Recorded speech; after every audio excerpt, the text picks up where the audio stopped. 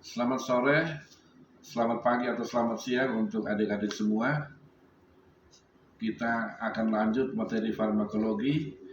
Pada pertemuan sebelumnya, kita banyak membicarakan tentang fungi atau obat jamur, obat anti jamur, terutama lebih khusus pada jamur-jamur yang menyerang bagian luar tubuh kita seperti rambut atau kuku ataupun pada kulit, baik di jari kaki dan lainnya. Pada kesempatan ini kita akan lebih berbicara tentang jamur yang menyerang bagian-bagian dalam dari organ tubuh kita. Dikenal namanya itu adalah candidiasis. Is di belakang itu menunjukkan itu adalah radang. Candida itu adalah ini salah satu jamur yang namanya Candida albicans. Nama lamanya itu Momilia. Candidiasis itu sebetulnya bagian dari flora normal selaput lendir di saluran pernapasan, cerna, dan vagina. Yang pertama itu adalah candidiasis mulut, atau sering kita kenal dengan nama sariawan. Secara umum sariawan itu bisa saja penyebabnya, orang sering mengatakan bahwa sariawan itu mungkin karena daya tahan tubuh kita lagi turun, kekurangan vitamin C, kemudian kita mengalami sariawan. Tetapi kalau sariawannya itu tidak pernah sembuh-sembuh, itu juga patut dicurigai bahwa gangguan pada mulut itu juga bisa disebabkan oleh faktor lain. Salah satunya itu adalah karena adanya jamur Candida albicans. Anamnesisnya itu bisa kita rasakan, kita lihat adalah luka perih, luka dan rasanya perih dan bercak-bercak putih pada mukosa mulut serta lidah yang dapat menjalar ke tenggorokan dan oesophagus. Ciri lain itu adalah radang di selaput mulut, jadi kemudian rasanya itu nyeri sekali.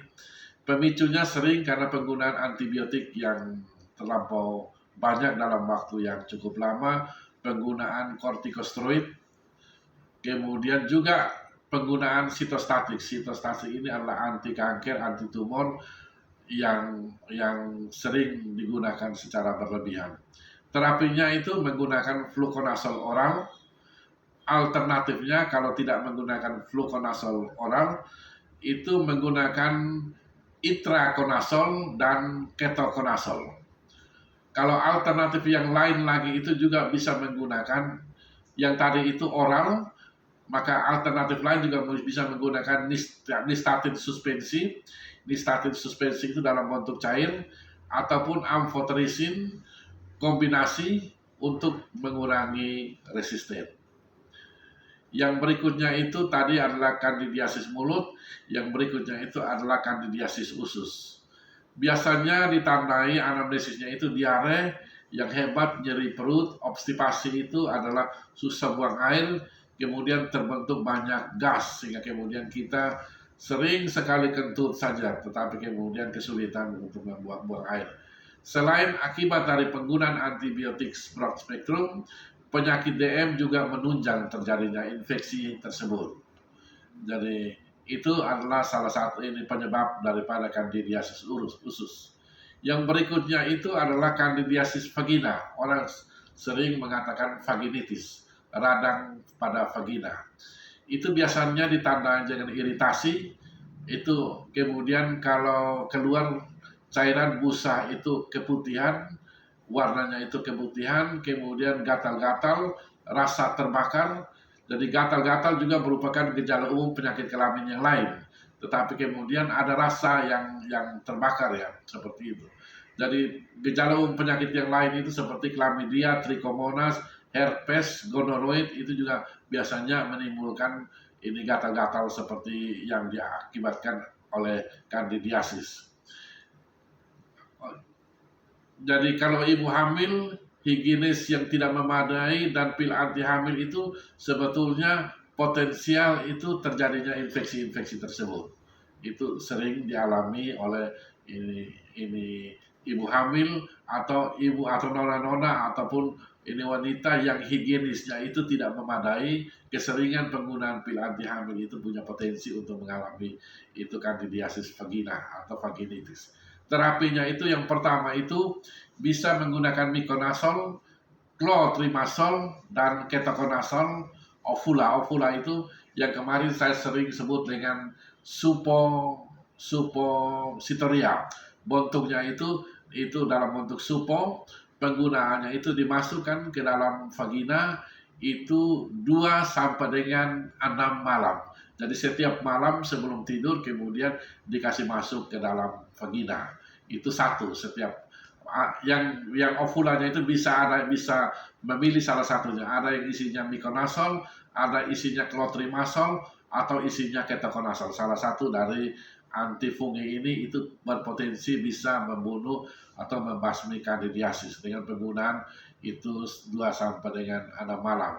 Atau juga bisa menggunakan ketoconazole, itraconazole, atau fluconazole single dose. Single dose itu hanya penggunaan 1 kali atau 2 dosis dengan jarak 8 jam. Jadi kalau pada wanitanya itu mengalami penyakit ini, maka suaminya itu juga diterapi karena potensial untuk menular itu sangat besar. Beda dengan nona-nona ya, kalau penyakit ini menyerang pada ibu-ibu, maka pasangannya juga diterapi karena candidiasis ini punya potensi untuk menular. Itu penggunaannya itu juga bisa menggunakan ketoconazole, itraconazole atau fluconazole single dose. Single dose itu hanya dikasih sekali saja atau dengan pemberian 2 dosis dengan jarak 8 jam. Yang berikutnya itu candidiasis yang terus kambuh tetapi intermittent. Kambuh jadi dia berhenti beberapa saat kemudian dia kambuh lagi. Berhenti berapa menit dia kambuh lagi. Maka kemudian penggunaannya itu diatur. Jadi 6 malam itu menggunakan yang ovula, itu di atasnya itu ada miconazole, cotriconazole atau ketoconazole, itu salah satunya. Itu 6 malam pertama itu menggunakan ovula, kemudian 2 minggu istirahat. Kemudian setelah 2 minggu istirahat, kemudian 6 malam berikutnya lagi dipakai lagi ovula, 2 minggu istirahat. Itu seperti itu. Jadi penggunanya intermittent, gantian. Setelah dipakai 6 hari, kemudian 6 malam, istirahat 2 minggu. Kemudian pakai lagi 6 malam, istirahat 2 minggu. Selama kurang lebih 3 sampai dengan 6 bulan. Sehingga diharapkan bahwa Candida albicans yang menyerang bagian vagina itu bisa mati secara tuntas. Ada juga candidiasis kulit, menyerang bagian tubuh yang lembab dan hangat, misalnya di ketiak, lipatan paha, umumnya terutama pada orang-orang yang gemuk sekali, sehingga kemudian bagian-bagian tersebut itu mengalami keseringan itu keringat, sehingga kemudian bagian-bagian itu tingkat kelembapannya itu tinggi. Gejalanya itu biasanya kulit merah kemudian mengeluarkan cairan. Itu terapinya cukup dengan mengoleskan krim miconazole atau ketoconazole. Ada berikutnya adalah candidiasis sistemik. Candidiasis sistemik ini adalah candidiasis Candida albicans yang menyerang hampir di seluruh organ tubuh. Cirinya itu biasanya rasa penat dan lemah. Rasa penat itu capek sekali dan lemah. Kemudian ada keletihan kronis yang disertai antara lain perasaan ngantuk, lemah ingatan, nyeri otot persendian, kemudian menembus mukosa usus, masuk ke sirkulasi sistemik itu hampir pada semua organ, kemudian jaringan ikat. Ini sebelum diterapi itu perlu dilakukan beberapa tes biasanya. Ada tes KOH, itu kemudian tes pewarnaan dari preparat, itu untuk memastikan bahwa ini masuk di kategori candidiasis sistemik atau tidak. Jadi bukan karena orang sering lemah, orang sering mengantuk, maka kemudian kita gampang saja menjustifikasi atau menetapkan diagnosis, oh ini akibat daripada candidiasis sistemik. Jadi perlu untuk ditegakkan diagnosisnya sebelum dilakukan terapi. Jadi secara umum untuk candidiasis sistemik itu terapinya menggunakan ketoconazole atau itraconazole ditunjang dengan diet ketat ragi. Jadi penggunaan gula dan produk yang mengandung ragi dan jamur itu perlu dilakukan proses diet yang sangat ketat. Obat alternatifnya itu adalah asam kaprilat, itu 2 kali sehari, itu dosisnya 680 mg yang terkandung dalam minyak kelapa. Ini adalah bagaimana terapi kandidiasis sistemik. Berikutnya ini ada beberapa sediaan antifungi yang ada di pasaran yang biasanya dijual di apotek dengan efek-efek samping yang paling sering ini. Yang pertama itu nistatin. Nistatin itu salah satu yang paling banyak digunakan.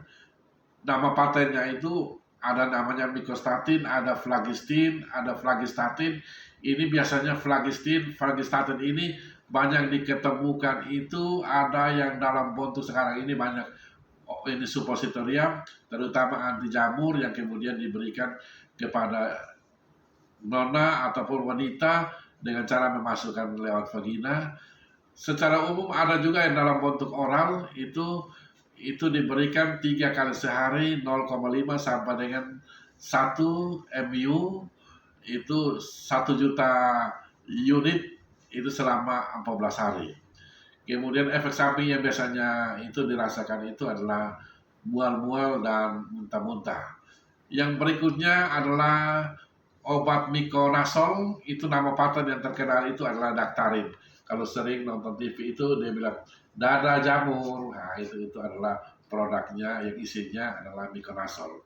Nama patennya itu adalah Daktarin dengan dosis 1 sampai 2 dalam 1% dalam bentuk salad. Efek samping dari mikonazol atau Daktarin ini yang sering dirasakan itu kalau ada rasa reaksi alergi, rasa terbakar pada kulit, tapi ini juga jarang. Yang berikutnya itu adalah ketokonazol. Ketokonazol ini hampir jarang tersedia dalam bentuk paten. Biasanya itu dalam bentuk per oral. Jadi dosisnya itu 1 sampai dengan 200 mg DC. DC ini tadi itu durante koinam, jadi minum, jadi pada waktu makan, baru kemudian obat ini sekaligus diminum. 1 kali minum itu 200 mg selama 7 hari. Maksimal dosisnya itu, minum itu maksimal sehari itu adalah 400 mg. Efek sampingnya biasanya adalah gangguan saluran cerna, biasa dalam bentuk perut rasa tidak enak, ataupun diare, ataupun obstipasi, jadi kepala pusing, gatal yang lebih serius akibat daripada hepatotoksik. Hepatotoksik itu adalah efek yang ini keracunan itu akibat daripada ini gangguan pada hepar. Itu pada ibu hamil itu sangat tidak dianjurkan karena punya potensial mengganggu kehamilannya, janin yang ada di dalam kandungan. Berikutnya sediaan antifungi yang lain itu adalah clotrimazole. Clotrimazole ini sediaan paten yang terkenal itu ada 2, yaitu Canesten dan Bicutan N. Itu kalau misalnya kalau misalnya akibat daripada Candida, itu Candida albicans itu bisa menggunakan jamur, itu banyak bisa menggunakan clotrimazole. Sebagian besar itu obat tidak ada dalam bentuk generiknya untuk jamur, tetapi dia dalam bentuk paten. Misalnya ke apotek itu mencari Canesten salep atau Canesten unguentum atau Bicutan N dalam bentuk salep. Kalau misalnya Candida albicans akibat jamur yang disebabkan Candida albicans itu digunakan pada malam hari, itu tablet vagina 200 mg itu dimasukkan lewat vagina, kemudian itu selama 3 hari. Itu ibu hamil itu boleh karena dia itu sifat penggunaannya itu adalah lokal. Yang berikutnya itraconazole itu setara dengan ketoconazole, itu efek sampingnya lebih sedikit, fungisidnya luas, jadi membakar ataupun membasmi jamur itu luas. Fungi luas itu maksudnya bukan jumlah bakterinya itu, tetapi jenis-jenis bakterinya itu. Jadi kalau itraconazole atau ketoconazole itu dia bisa membasmi beberapa jenis daripada bakteri sekaligus, maka kemudian disebut dengan fungisid yang luas seperti itu. Ada juga antifungi yang lain, fluconazole, itu nama patennya yang cukup terkenal itu adalah diflucan. Ini tersedia dalam bentuk oral atau penggunaan lewat cara diminum lewat mulut dengan dosis 1 kali 50 sampai dengan 100 mg selama 1 sampai dengan 2 minggu. Jadi di situ tulis 1 DD 50 sampai 100 mg 1 sampai 2 minggu. Itu cara bacanya adalah satu kali dengan dosis satu hari itu cukup minum satu kali dengan dosis 50 sampai 100 mg selama 1 sampai dengan 2 minggu atau 7 sampai dengan ini 14 hari. Kalau candidiasis vagina itu dosisnya adalah 150 dosis tunggal. Minum satu kali saja, tetapi dosisnya adalah 150 mg. Jadi kalau kita minum yang tabletnya isi 50, maka sekali minum dosis tunggal yaitu 3 tablet. Yang satu tabletnya itu ini 50 mg. Sekarang kita coba untuk membicarakan secara lebih luas tentang ini keputihan ataupun beberapa penyakit yang kemudian menimbulkan warna-warni yang seakan-akan kelihatan bagus tetapi potensial sekali itu mengganggu itu sistem ini pertahanan tubuh kita. Mungkin ini akan kita bahas pada pertemuan berikutnya. Terima kasih, selamat untuk kita semua.